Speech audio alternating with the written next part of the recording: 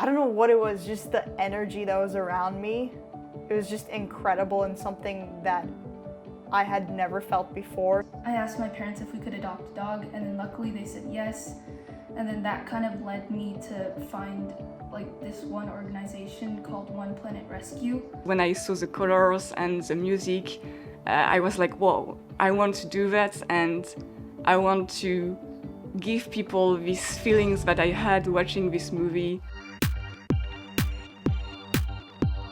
Hey guys, what's going on? So in today's video, we're going to be sharing how we all found our passions and what we learned along the way. And the goal in this video is to help you do the same. So we're going to go around and introduce ourselves first. My name is Rachel. I live in San Diego, California. I am 20 years old and my passion is creating videos.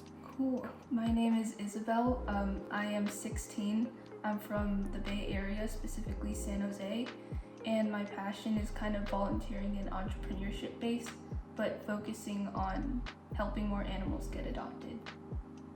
My name is Elio. I'm 23 years old and I'm in France, currently not. And my pronouns are he and him.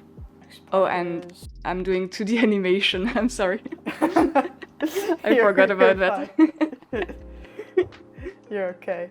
Okay, so I guess we're gonna go around and say how we found our passions. So I found mine really unexpected. I had met a group of people who were really passionate about creating videos, and they were all content creators themselves, and I just sort of started hanging out with them a lot, and I would help out with their videos, scripting, all that, and I found myself I don't know what it was, just the energy that was around me. It was just incredible and something that I had never felt before. So one day I kind of just decided, okay, I'm just gonna buy a camera. I had it was a little Canon, one of those S110s, the really crappy cameras. And I picked it up and I started making videos, and I haven't turned back since. I remember just when I was the first time I sat down to edit, it was on iMovie, and I had no clue how to use it. I didn't look up any tutorials. I just sat there for 7-8 hours figuring out how to do simple things such as cut and paste and all that, but I loved it. So that's how I found my passion. Cool. For me, I guess I kind of got lucky. I've had at least one dog in my house for 15 years, and I've been alive for 16.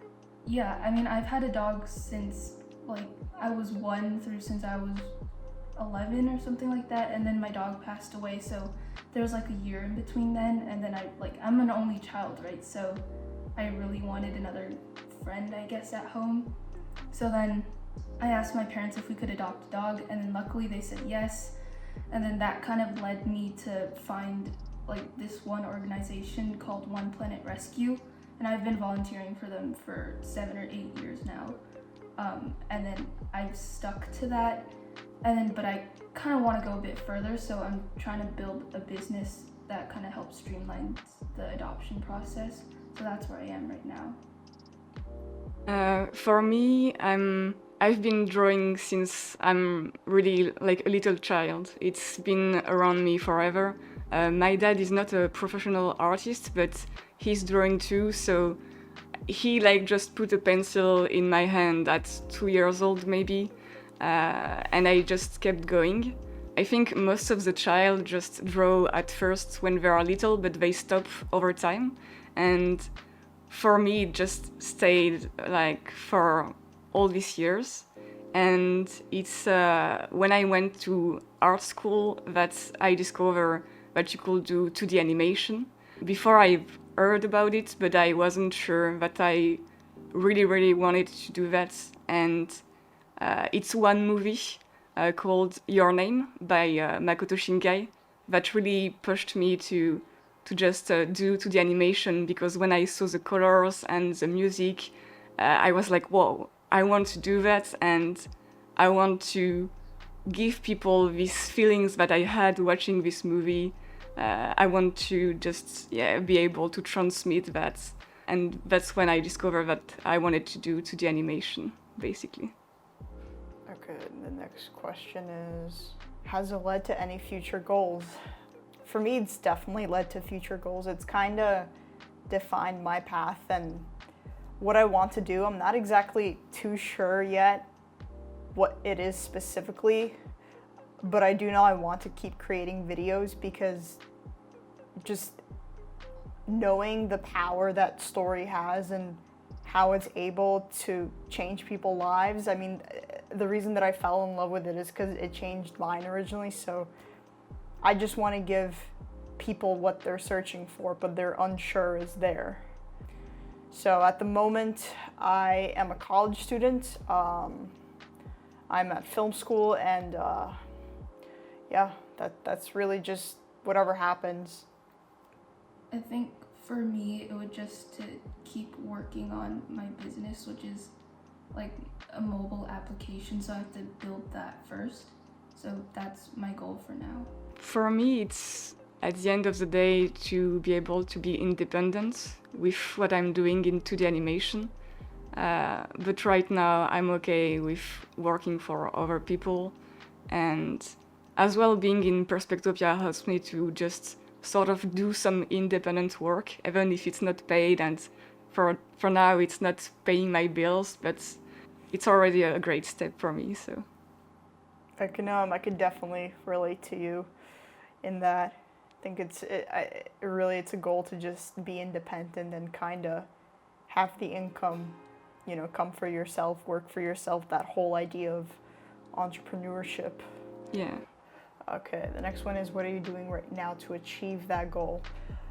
So right now, what I'm doing to achieve that goal of mine is I'm focusing on top of college. I have a YouTube channel that I'm focusing and hoping is going to grow, because that really will be the gateway that will allow me to work for myself and build other smaller businesses on top of that. So I'm currently posting once a week, but I'm hoping I could push it to twice a week. But with college, you never know what happens, so it's kind of all over the place at the moment. But that's the goal, is to just keep posting and growing, hopefully.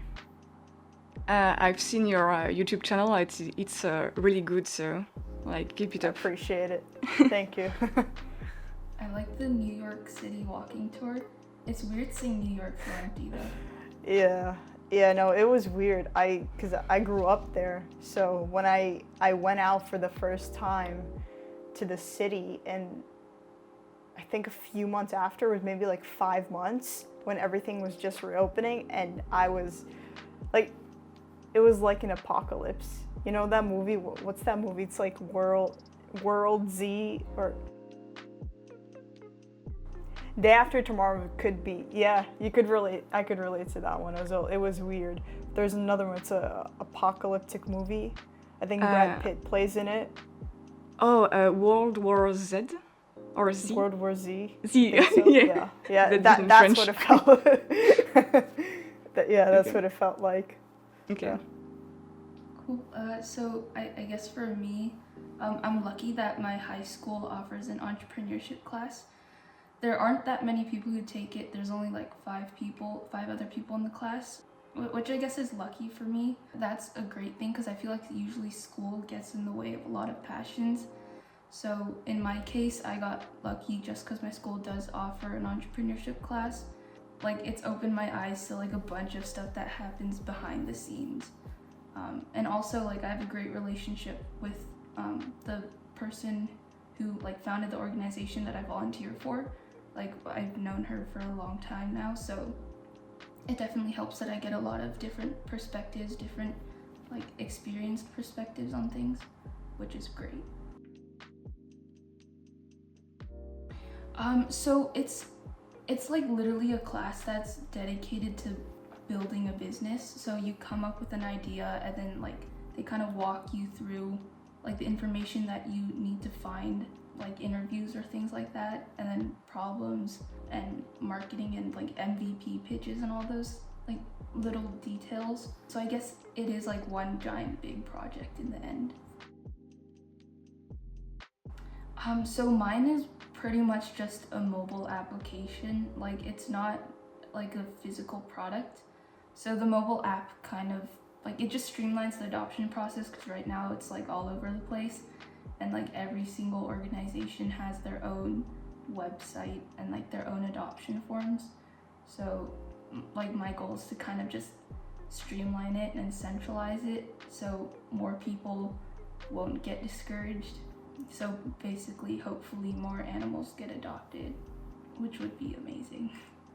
I think, like I said before, what I'm doing with Perspectopia really helps me to work toward that goal, adding more animation to my portfolio, to my demo reel, and also working for people who like my work. Before I was building a little shop online to have different income, and right now I've been searching for studios that would hire me because I want to get some money to later become independent. And right now I would prefer to have a stable job and a stable income. So that's what I'm doing right now. My niche, I think Japanese animation. Like, definitely, yeah. Oh, I've seen an animation movie recently, and it's called I'm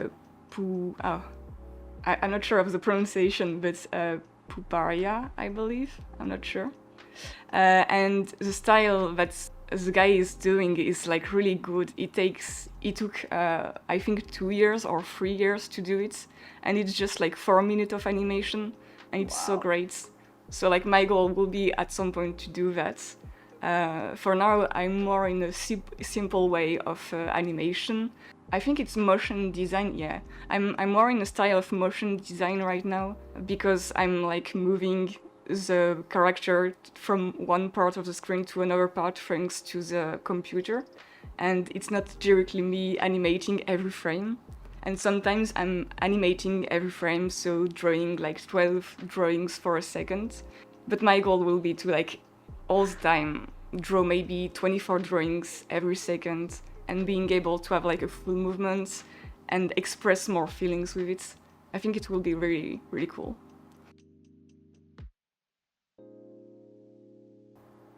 Oh, actually, I had a talk with Ysabel about it recently. Yeah.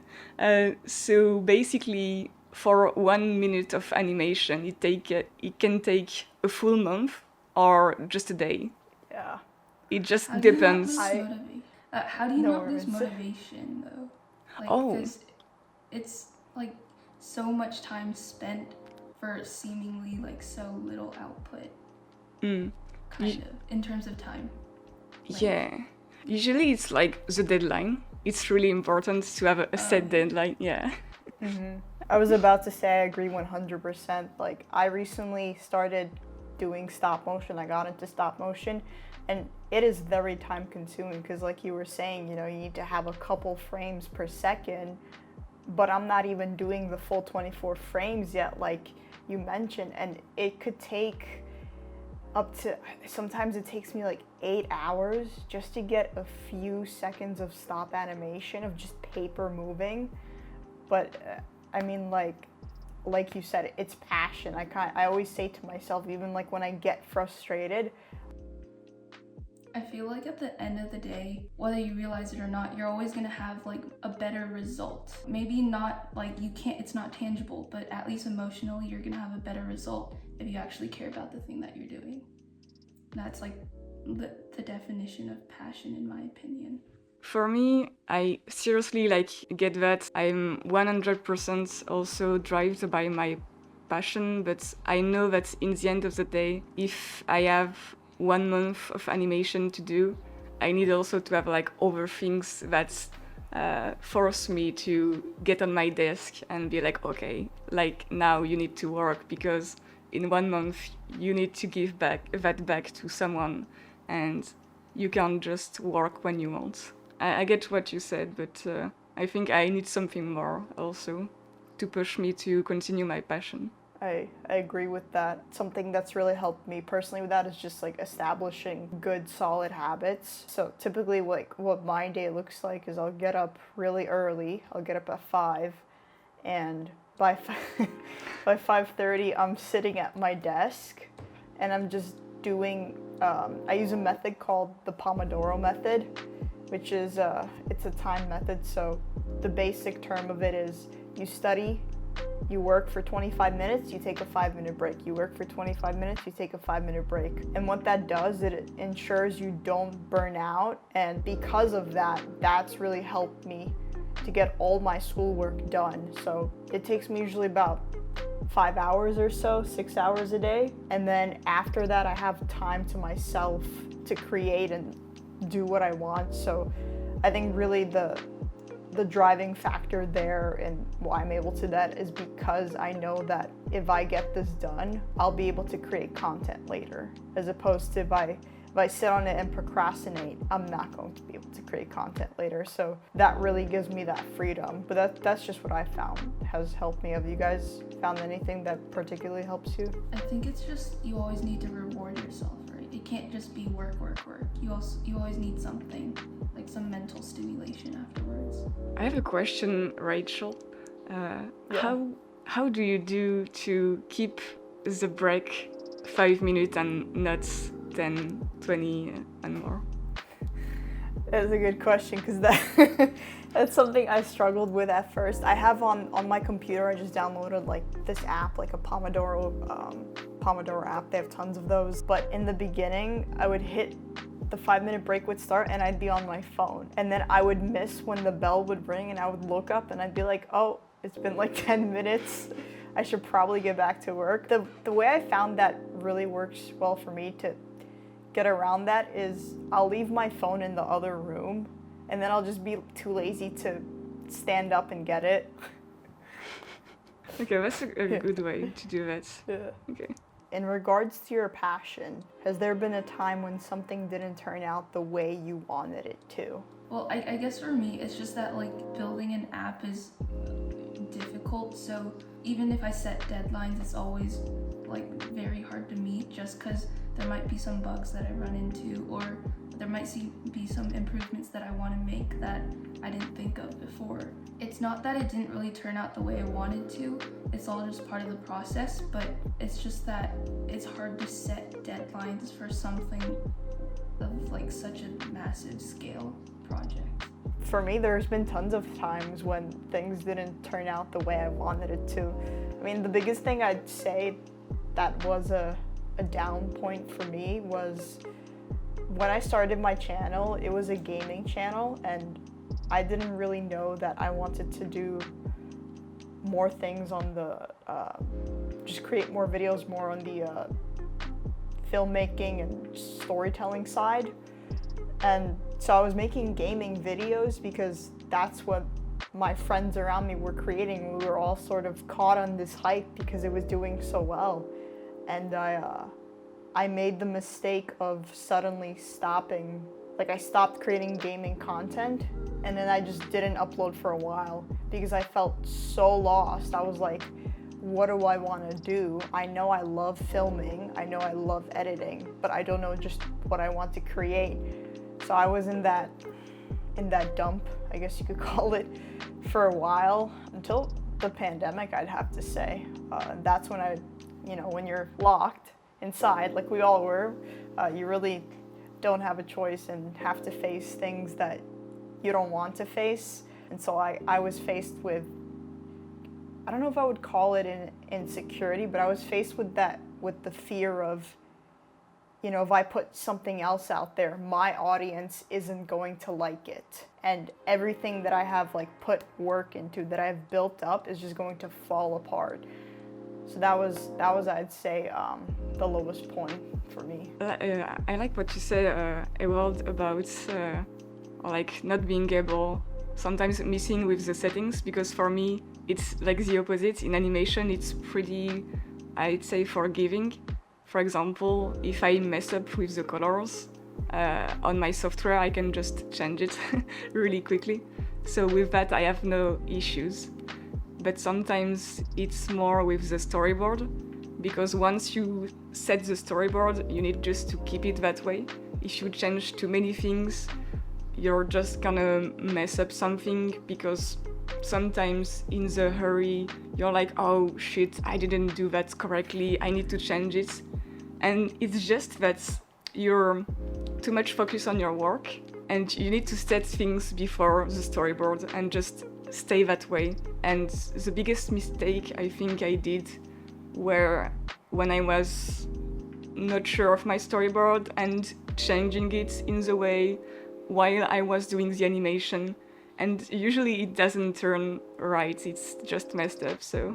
I think part of it's that the toxicity of perfectionism is what I've found it to be, because you're so focused on just trying to get this one thing. You have an image of how it looks in your head, and it looks so good, and until you get it to what you see in your head, you just can't stop. But it's so toxic, and what it does is it kills your growth and how much you learn, in a sense, because you're stuck. So I totally get what you're saying. Yeah, also about comparing yourself to others. I know that when I was in art school, I had this thing where I would compare myself to others, and I would change my style of drawing because of that, because like the more realistic you draw, the more impressive it is, the more it's sad but good grades you get, because teachers are gonna be, it's so great, so much details, the anatomy, etc. And I think for a long time it stopped me from actually finding what I really wanted to do, and which is more very simple 2D animation style. So right now I'm glad that I'm working toward that goal, but I had to wait to finish art school to actually find my style. So what did you learn from your failure? What I learned from mine, I'd say the biggest thing so far has been patience, constantly being reminded that it's just a small step in the process, and I have to be patient. When I started uploading videos again, I was like 4 weeks in, and I was so frustrated after one video didn't do well and three of the other videos performed like good, okay. But then I just remembered, like, wait, I've only been doing this for a month. Like, what am I even thinking? I have to be patient, and so that's really been the biggest thing I've learned. Yeah, I think for me, it's also patience, just because like coding is such a big part of what I want to do, and it's not one of my favorite things to do, so that definitely requires a lot of patience. But I have 3 rescue dogs, so they make it a lot easier to be patient, because it's like, well, if I can give them such a good life, then if I stick with coding this app that I want to make, then other people will have this opportunity, and other animals can get a second chance at life. So it's patience and mentality. And you have such a big impact afterward for a lot of animals. It's so cool. Yeah, that's part of the mentality, I guess. It's also hoping that it actually does well too. So about me, I think it's preparing more stuff before, and waiting to have the right idea before starting the animation, because sometimes I will start with something that I'm not quite happy with, and if I'm not happy with it, for all the process, I'm gonna ask myself, is it okay? Is it great? Is it good enough? And sometimes I think I should just wait a little to find the right thing, and when I get it, I'm just gonna commit to it 100% and not think about it. What advice would you give to someone who feels lost or unsure, or doesn't know what they enjoy? That's really difficult. Yeah. I've learned, or that I would say to do, is if you get an idea in your head, be open to it, go and do it, because you never know what's going to happen. I mean, that's how I found my passion. Is my favorite content creator was out in New York, and he was doing a meetup type thing, and people were just going out to say hi to him, and I thought to myself, I want to go out and say hi to him too. Like, why can't I? And it was weird to my parents because I'd never done anything like that, where I decide I just want to meet a stranger, somebody whose presence is only online, and you don't know how they are in real life, because oftentimes people will perceive themselves differently to an online audience, to appeal a certain way. So I went out there and I met my closest friends today. And I found that I love making videos. I love videography. And if that idea hadn't popped into my head and I had decided to just dismiss it because, my parents will probably say no, then all of that wouldn't have happened. I probably wouldn't be talking to the three of you because I probably wouldn't know what Perspectopia is. That's so cool that actually you found your best friend there. It's crazy. Yeah. You were about to say, Isabel. Oh, yeah, well, I was just gonna say that, going out of your comfort zone and taking risks is definitely important, but at the same time, you shouldn't really turn a blind eye to either what you're doing already or things that are happening around you that you might take for granted. Like, for me, it was my parents' choice to get a dog before I was born, and then because of that choice, and I grew up with dogs for an entire decade before that dog was gone. And then because I was so used to that presence of just a friend in the house, I continued to want that. So definitely don't take things for granted, but also take risks and just look at everything that's happening around you and just take advantage of it. I would add to that try different things, and also maybe try to watch content, find movies that you like, find go to events that you like, because I know that the one movie that changed everything for me, I didn't go to the movies to see it. I actually missed the date. Because it's a Japanese movie, there was just one day where it was on the movie theater in town, and I just missed it. So I find it very illegally on the internet, and it was in bad quality with subtitles in, I think, maybe Spanish.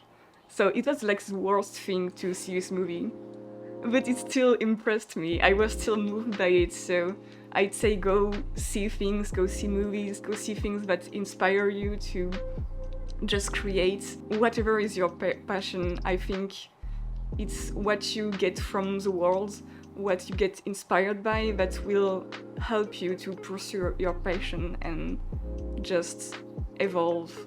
I believe that's the main point.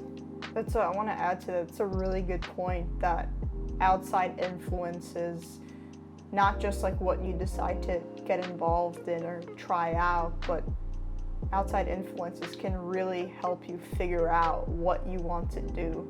Because you're not directly involved, but they're still there and they're mentally influencing you, and that could really have a big change. That's how I sort of found the type of film genre that I'm really into. Is one day my friend made me watch Requiem for a Dream, and as sad as that movie is, I'm somebody who's really fascinated by realism, and I was like, oh my god, this is a film that doesn't have a happy ending and is actually realistic, and I really like the message it carries.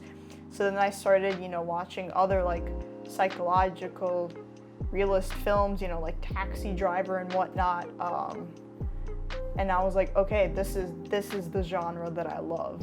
Do you ever Parasite? Sorry. Yeah, I love Parasite. Parasite. Yeah, I love it. It's creepy. It's creepy, but I don't know if it's considered realistic, but it definitely plays into the psychological aspect a lot. Yeah, the director, I watched a few interviews and he did come across with some points saying that it's demonstrating the inequality within the social class in South Korea. So I would say, I would say, just that I think based on, American television and the way we perceive what is entertainment, I wouldn't be surprised if that happens here too. He as well has done another movie. I don't know if you saw it. It's named Snowpiercer, I think. It's an adaptation. It's on my list. Yeah. It's so great. I saw it at the movies, and it was like the first movie I saw of him. And wow, the experience was so great. It was like awesome to see it in a movie, because there are some scenes that are in the dark, and you only see little spot of light, and it's crazy, like scary, but at the same time awesome. So I like really I see what you said with this guy who is so awesome. And there's also another thing that I saw about him. He does his storyboard very specifically, and he's actually a model for me for that, because he has his storyboard and it's drawn by hand, and everything that he makes in the storyboard is going to be kept in the movie, actually. Like the same scene, where the actor stands, what they are doing, how they are doing it. It's crazy. Like, he's really maybe a maniac, I don't know, but it's so great. What is your definition of failure and success? I think for me, success comes from failure.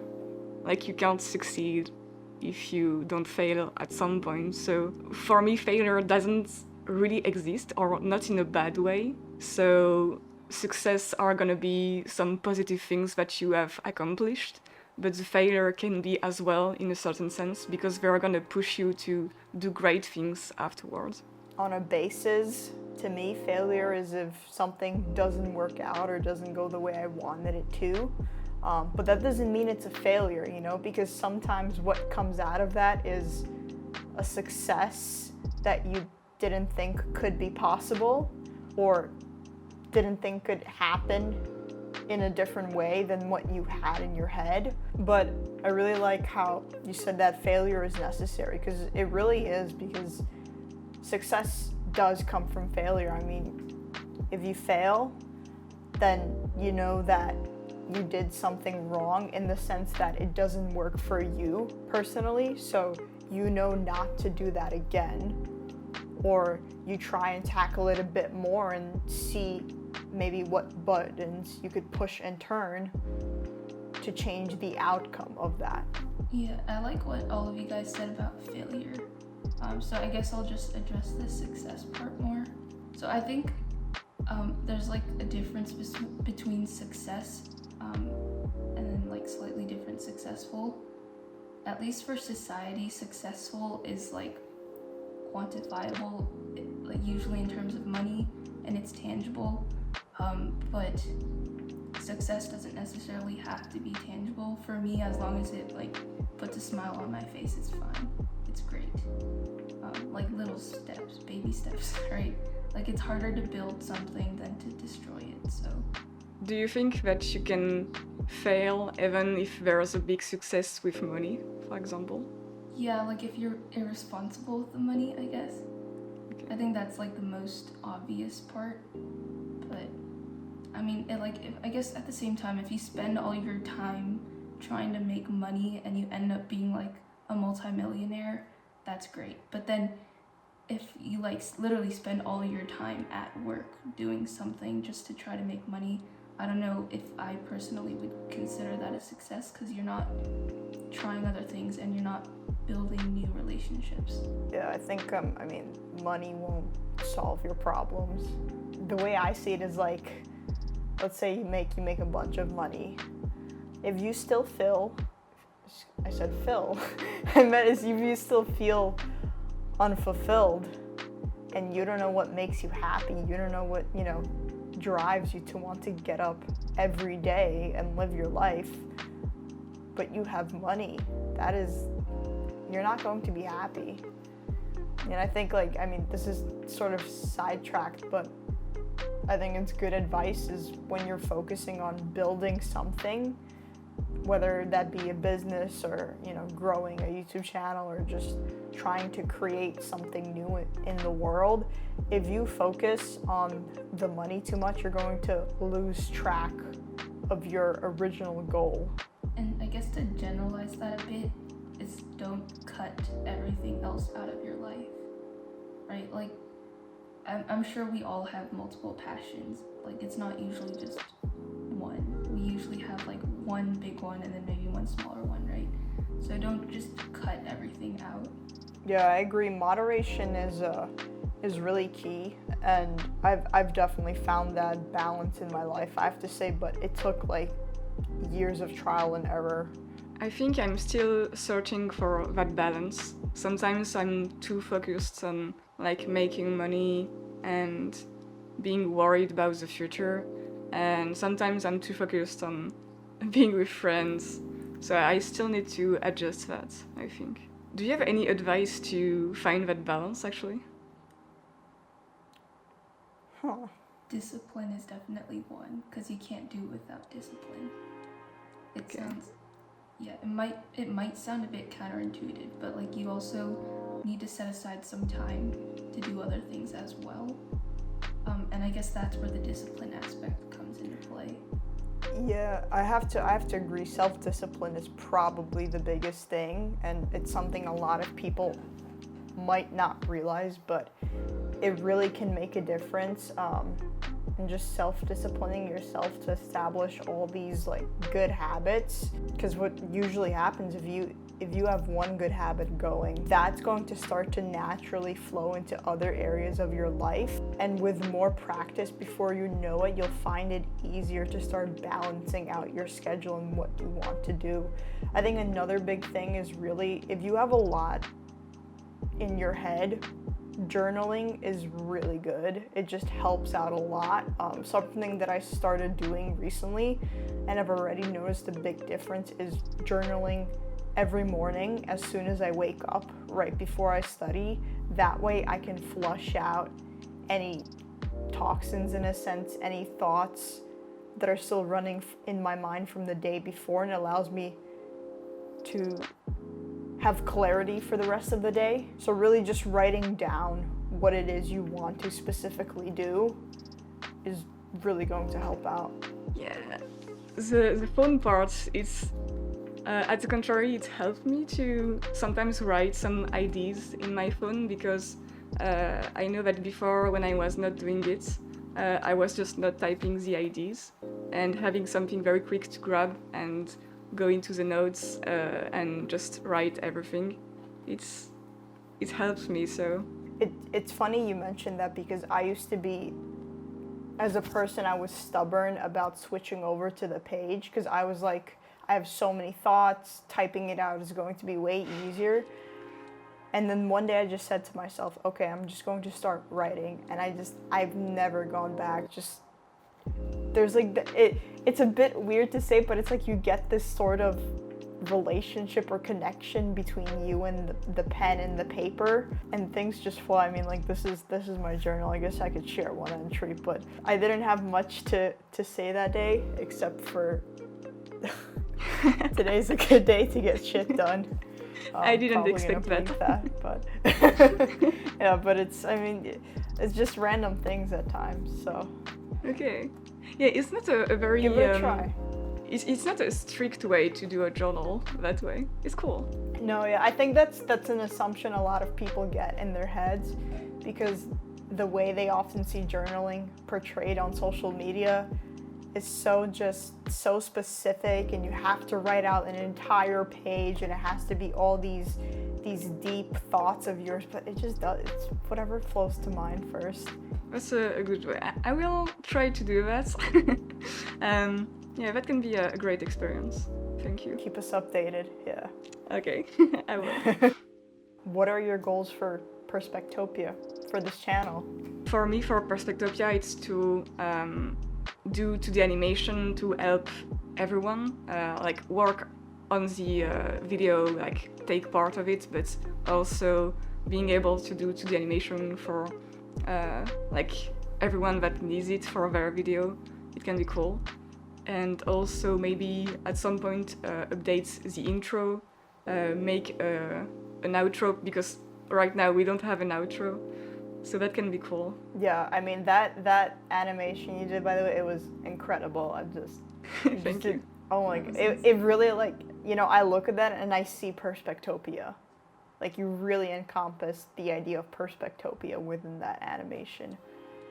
Thank you. Yeah, I don't know if you know this, but my Google account is actually the picture you drew of me for Perspectopia.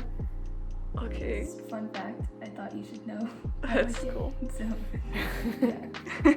That's cool. I have a couple of people like told me, oh, can I use it for my profile on Instagram or on Discord? And it's funny to see the faces sometimes. I'm like, oh, I did that.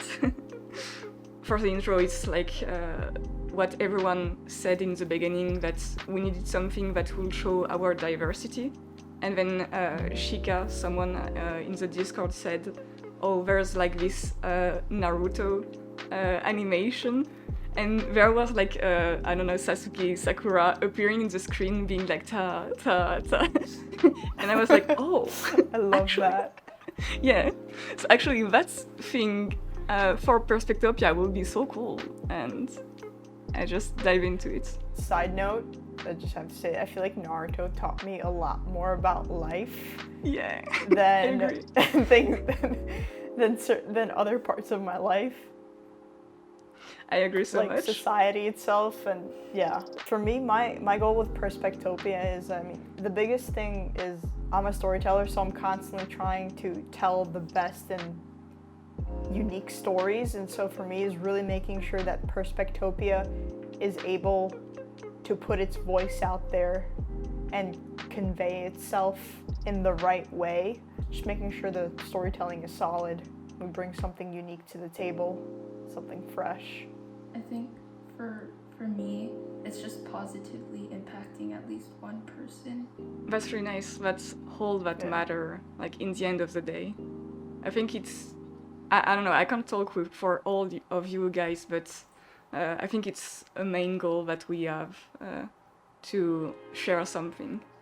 And if it's positive, it's like the best thing at the end of the day. Yeah, it's funny because sometimes when people can be mean, right? It's human nature, but sometimes when someone is mean to you and you suddenly react to it with positivity, the mood shift that person experiences, that you see them experience, it's just so incredible, because oftentimes you wouldn't think that something simple as saying something nice like, I like your hat, or I think your smile is nice, could really make a change on someone's day, impact how their day is going.